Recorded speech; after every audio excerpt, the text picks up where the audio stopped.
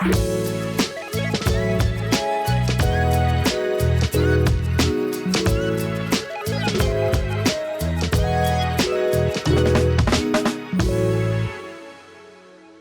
everybody, it's Randall, Mr. Fulfillment, and today I am very excited to be joined here with Kyle Hency from GoodDay to talk a little bit about some of their platform tools and the integration with ShipHero, and specifically how this partnership can really benefit e-com brands and merchants. So thank you, Kyle, for joining me and being here. And for those of you who aren't too familiar with GoodDay, why don't you just tell us a little bit about the company background, what it does, and what you guys are all about?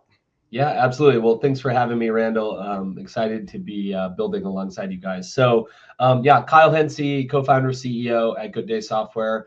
I'm a former brand operator. I built the men's brand Chubbies and was the former CEO there. And through that journey, we learned that this entire kind of back of house world, let's call it legacy ERP world, was kind of broken. And so with GoodDay, we're building a far more simple solution that's much closer to Shopify, connects out of the box with great partners like ShipHero and many, many others. But ultimately, we're just trying to bring the power of these sort of more mature operating tools to the masses of Shopify brands. Awesome.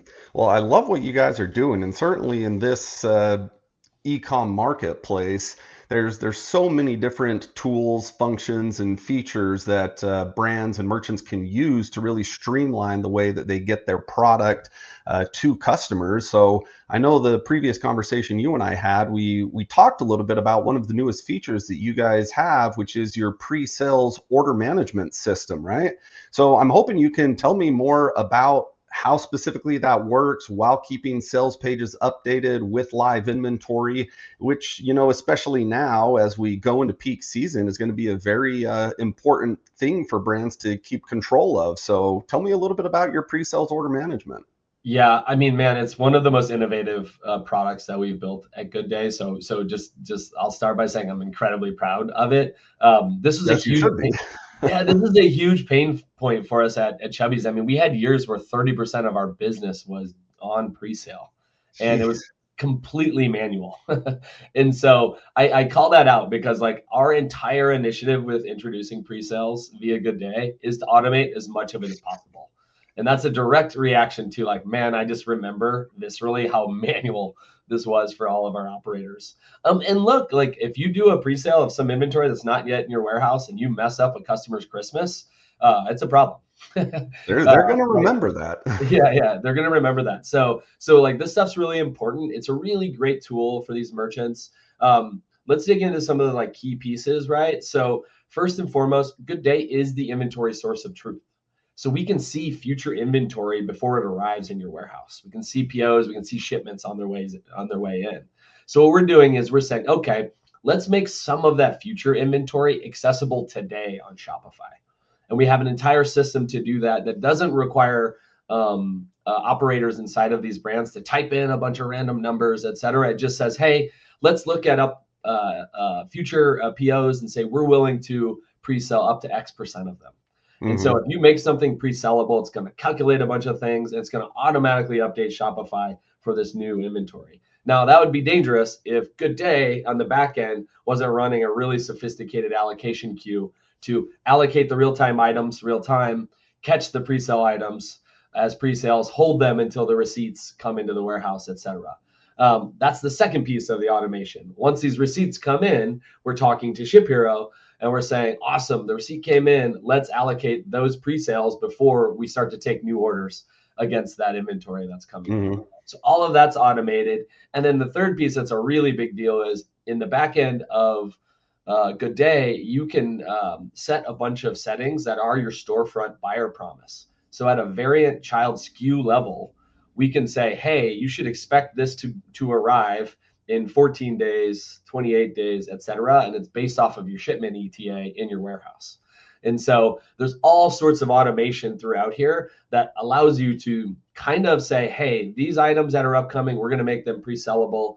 When they arrive, they'll automatically be shipped out to customers. And so last point I want to say is we talked to the variant meta field and Shopify selling plans So it makes it really easy for you to communicate with your customers who did pre-sales on an ongoing basis. So again, the entire experience is automated, and it talks to your accounting stack. So your accounting isn't going to be messed up by these pre-sales either. So it is really like a full suite. I would say last kind of big piece for us is ShipHero is actually the only WMS that we've built this with. And so at this point, only ShipHero merchants can actually use it. And then over time, we'll build it with more and more WMS systems. That's awesome, man. I love hearing, that we were the ones that you guys decided to integrate with and make this a reality for. And that's kind of where, it's one thing to properly manage the inventory virtually as it's being manufactured and produced and in its way to the warehouse. But, given the integration with ShipHero, how does that play into the physical inventory aspect? So when the warehouse actually gets the product, like you'd mentioned, making sure that you're fulfilling those orders first that were on pre-sale before getting those new orders coming in to ship those out. Can you tell me a little bit about how that functionality and workflow goes? Yeah, absolutely. So underneath GoodDay, there's an allocation queue that is always running. And so the way you should think about it is in a mixed, let's talk about a mixed cart example. So somebody's on your site and they buy 2 items. One of them is immediately fulfillable. One of them is a pre-sale item that will need to be fulfilled in the future. That immediately fulfillable item will flow directly into ShipHero immediately, and ShipHero will immediately automatically ship it out. Yep. That second item will actually be held by GoodDay, and GoodDay will hold it. And then when the receipt is received, we're talking to ShipHero on the back end. We will release that to ShipHero at that point as a separate order. And so it actually flows exactly as though there were 2 orders, Okay. even though it's in actuality one when you're working with the customer. That totally makes sense. So by the time the warehouse gets the physical goods, opens up the purchase order and actually goes through, scans it, confirms, and receive it into a physical location, that's when you're saying the system's like, okay, now we can talk to each other. We can release these orders. They're going to go out and be fulfilled. And then we have the remaining inventory as live inventory that will then post back to Shopify to be able to start taking on new sales and additional new orders. Is that right? That's right. And look, I think the thing we wanted to make sure that some combination of GoodDay and ShipHero accomplished is that we're not making up fake inventory to make all of this stuff work. When you start making up fake numbers and having to unwind them in the future, you're just inviting mistakes. And in this case, you're inviting mistakes that are immediately going to impact your customers. And so what we've created is a fully closed system. They're items, they're moving around the world. They're not being released to ShipHero until they're actually available. Yeah. And in my career, being in fulfillment for 20 years, I've seen that far too many times where physical inventory just isn't in the warehouse, but yet orders just keep clocking in. They keep coming in, and we have no idea when's inventory actually going to be here. What is the estimated timeline that, just managing those expectations between the brand and your fulfillment partner, if you're outsourcing to a 3PL, that just puts so much burden on the warehouse if there isn't transparency, if there's not that communication of how many pre-sales are taking place, because if you are in a 3PL environment, right, you've got to manage the workload across multiple different brands. And if that heads up and the awareness isn't there, the warehouse might not be able to staff properly to have the right people, to have enough people on the floor to get those orders out in a timely manner, which then just kind of creates that domino effect. The inventory comes in, it's already pre-sold. It might have been pre-sold a week, 2 weeks ahead of time. That if you're putting that burden on the warehouse to then take an extra 2, 3, 5 days to get those orders actually fulfilled, packed, and shipped, I mean, by the time it hits the customer, you're looking at probably 3, 4 weeks, which without any indications or support from a system like what you guys have, that just leaves a very bad taste in consumers' mouths that, what you guys have created to solve all of those challenges and alleviate those issues is huge, and absolutely kudos for making that work. So I am curious, like given the state of the economy, and what's happening, like why is this such an important tool in today's market? Oh man, we were just I was just hosting a couple of our larger brands, Lola Blankets and Margot out of New York, and both of these brands are in the process of ramping up pre-sales. They already do their own pre-sales, but they're in the process of ramping up with GoodDay's pre-sales module, and they were talking about this. So I'll just share their story. Yeah. You had all this vacillation in the supply chain, so now your supply chain is relatively more unpredictable, but they still want to have a big holiday season for their customers and bring them their very best. And so now that the supply chain is kind of moving underneath them, they're using pre-sales to kind of round out the edges of their inventory positions. And so for the merchant, it's really good. For the customers, they're just getting earlier access to things that are still going to be here before the holidays, right? And so I do think this is like one of those surface areas that's like a true win-win. When we started building this, I think some of our internal team was talking about, oh yeah, these small brands are really going to love this because they can't afford as much inventory. Actually, what we're saying is the more sophisticated brands are some of the first ones experimenting with it. And that's because there's so much happening in the supply chain. They're using it to kind of create a more smooth, seamless experience for their communities. That totally makes sense, and especially now with the additions and frequent changes of tariffs that are happening, and just some of the bottlenecks with the supply chain. I mean, what other benefits, or some of the major benefits that brands can get out of doing pre-sold inventory? Like, does that help with their cash flow management to be able to not dump a ton of money into that and having to pay tariffs and taxes on that product? Like, what's your take on that? Yeah, it won't. In the end, it will not have a meaningful impact on the gross dollars that come in and out. They're still going to have to pay tariffs and all that sort of stuff. Now, it is also structurally allowing them to collect cash sooner relative to when they have to pay their vendors. So apples to apples, without this solution, it's going to increase their cash conversion, to use a very nerdy accounting term. They're going to have more cash per the inventory that they have is the like net of it. And that's really good for these businesses. That allows them to have less debt. That allows them to invest in more inventory in the future. That allows these brands to do a lot of things that will ultimately be better for the consumers. And so it is kind of a virtuous cycle of winning, in my opinion, so long as the pre-sales are done well. You have to deliver. You have to deliver on time. You have to be communicative with your customers of what's happening. We have another really cool feature, which is the entire system is built off of shipment ETAs. So you can imagine setting 10 SKUs ready for a shipment ETAs that are all within 14 days. Well, if something gets stuck in the port and now it's going to be there 30 days later, it'll automatically remove those things from pre-sellable. So you're actually going to be more conservative in an automated way if your shipment ETAs start to get pushed out. And so there's all sorts of ways that we're protecting both end consumers and the merchants using these automations.